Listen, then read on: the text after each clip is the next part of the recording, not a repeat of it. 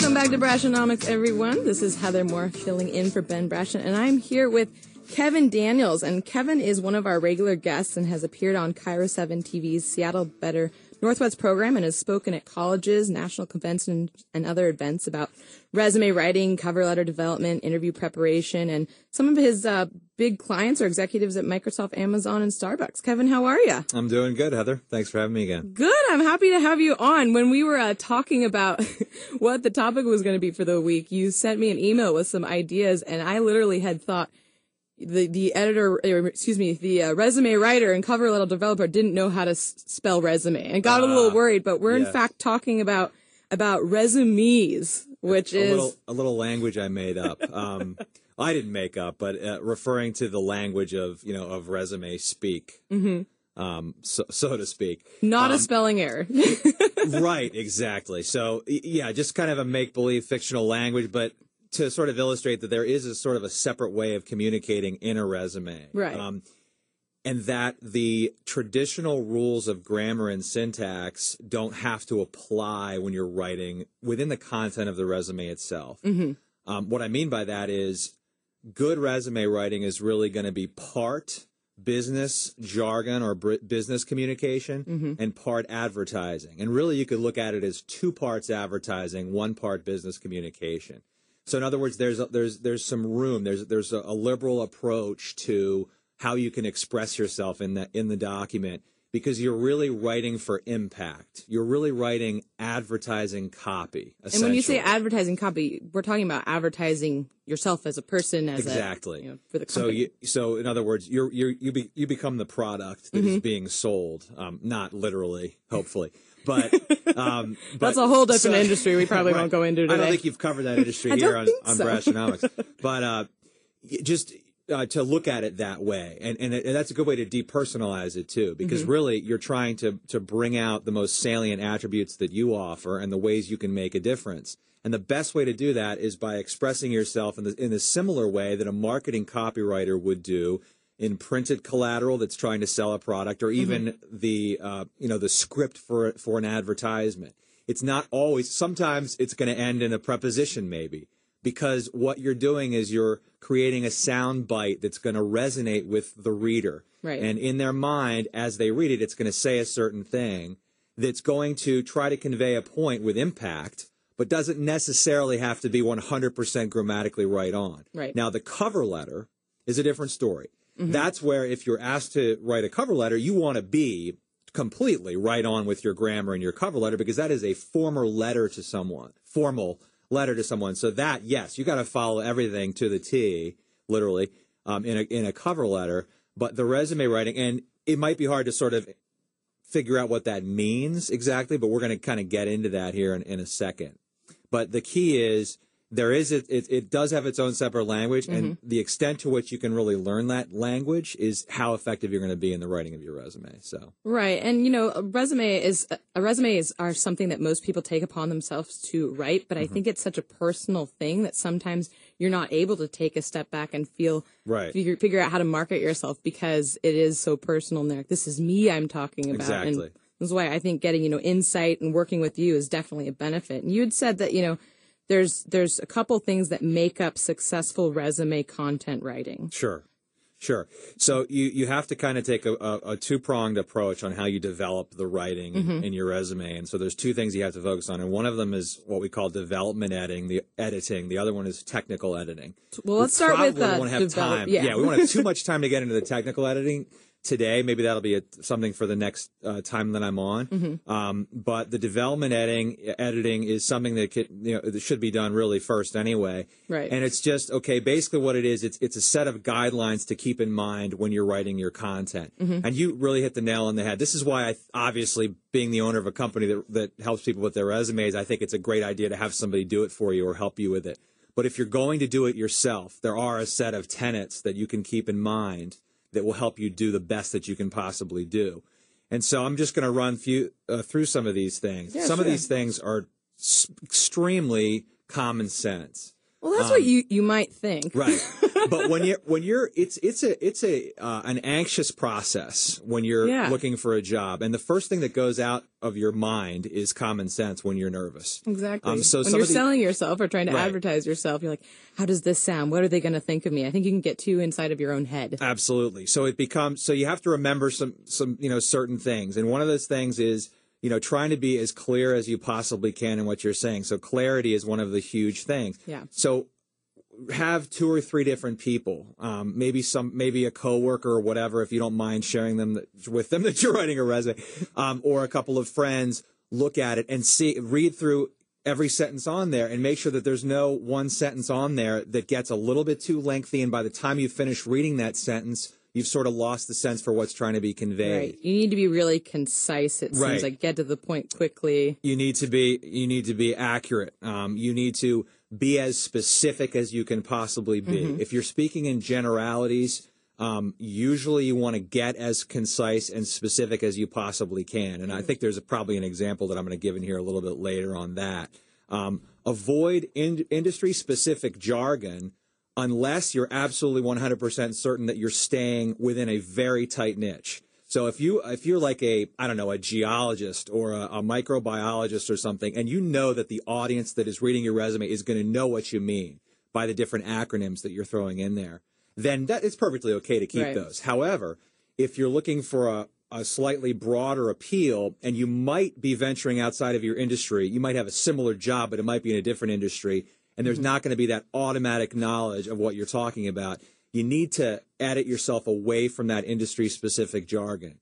Classic example is I work with a ton of Microsoft people. Mm-hmm. Microsoft has its own language. And absolutely. A lot of people have been there for many, many years, and so they've been there for 12, 13 years. They've updated the resume several times since they've been there, and their resume is littered with these phrases and terms that will be intuitive to a Microsoft person. They'll think, this is how I've been speaking with everybody for 12 years, so obviously anybody else would understand this. Exactly. But might not be intuitive to somebody who hasn't worked there for the last 12 years or whatever, or might be in a different industry. So you just have to remain cognizant of that. Yeah. And try to edit that out, again, if you're trying to appeal to a sort of a broader audience.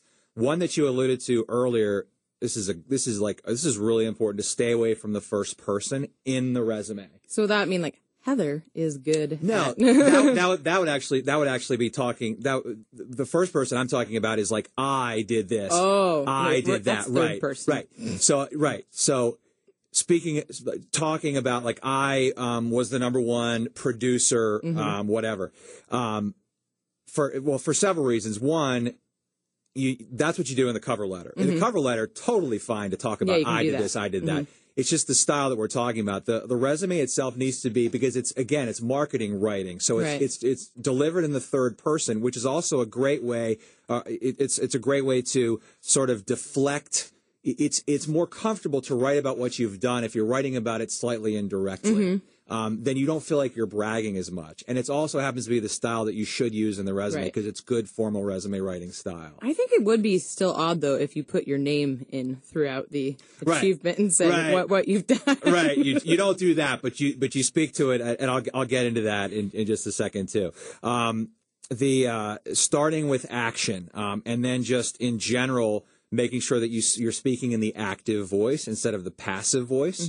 So that's something that we hear a lot, but we don't necessarily know what it means. Yeah, what would be an example that can help people? The active voice simply means that the subject is almost always going to be the person doing the action, and it's generally going to be you, as opposed to talking about like the legal department negotiated 7 new contracts, okay, versus 7 new contracts were negotiated by the legal department. Yeah. So in the first example, that is the active voice. The legal department negotiated 7 new contracts. And the second, several new contracts were negotiated by the legal department. It's just for better impact. Talking in the active voice, it's more active. It seems more current. It seems more specific to you, as opposed to sort of referring to it in the other way in that other example. Yeah. So trying to do that, and then deliver the goods quickly. So a sentence, and here's a good example of that. So a sentence might be, in a before example, represented landowners and made presentations to county appeals board to secure a reduction in property tax assessments in 100% of cases. Okay. The way it should be written is achieved 100% success in negotiating property tax assessment reductions as representative for landowners. So that comes across so much better that way. That one comes at you in the first 3 words with what the actual accomplishment was, as opposed to burying it towards the end of the sentence. Yeah, it has way more impact. It's very subtle. It's very subtle, and it's not like it's the end of the world if you do it the other way. It's just that if you repeatedly throughout the resume are starting your phrases or your sound bites with the accomplishment itself, with the real meat of what they're interested in, then the overall feel by the time the reader is finished reading it will be more impactful, will be more powerful. Right. I was going to say, you could probably have 2 resumes with the exact same content, and if the one had it the first way, one had it the right way, the person who had it more punchy, with what you accomplished in the first 3 words is probably the one that's going to get the job. Exactly.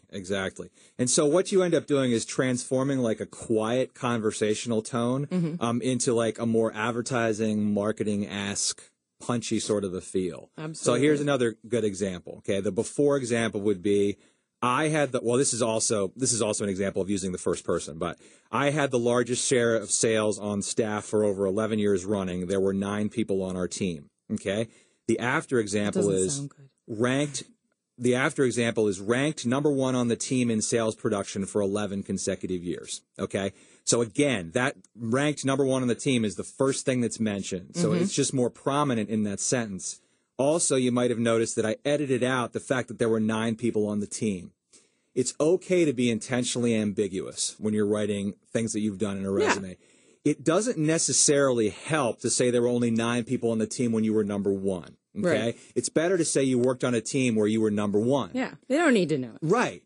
If they want to ask you in the interview how many people were on your team, that's completely fine. And then at that point, you say 9. You don't say 37. Absolutely. But you don't necessarily have to divulge something that sort of weakens your case or could potentially weaken your case. Yeah. And people do it all the time. And again, we're here with Kevin Daniels, owner and a lead copywriter for Northwest Resumes. We have about a minute or 2 left. And, one of the things that you had sent to me in the emails, that preface this whole conversation was, would a reader even be interested in all this information? Because you could be really technical with all these things. And if it's uninteresting, I think that's just going to be flipped. Next one. And so I think, being creative is one thing that you wanted to kind of drive home too. Yeah. Well, and that's another example of something that everyone thinks, well, that's so obvious. But so often, and this is why we don't use the objective statement anymore in the modern resume, because that tended to focus on what the person was looking to gain for themselves in their own career. It's more about what can I do for you? Always be asking yourself when you're writing copy in a resume,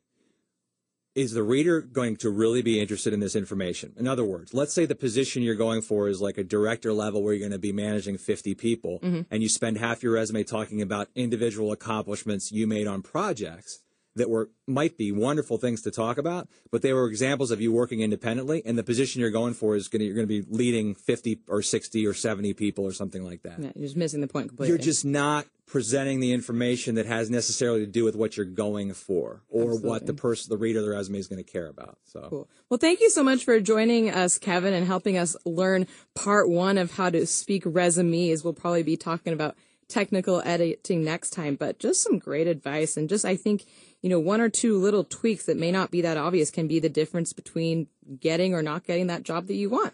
So we'll see you next time. And again, that was Kevin Daniels, owner and lead copywriter for Northwest Resumes. We'll be back with Sarah Adler, and you're listening to Brashenomics.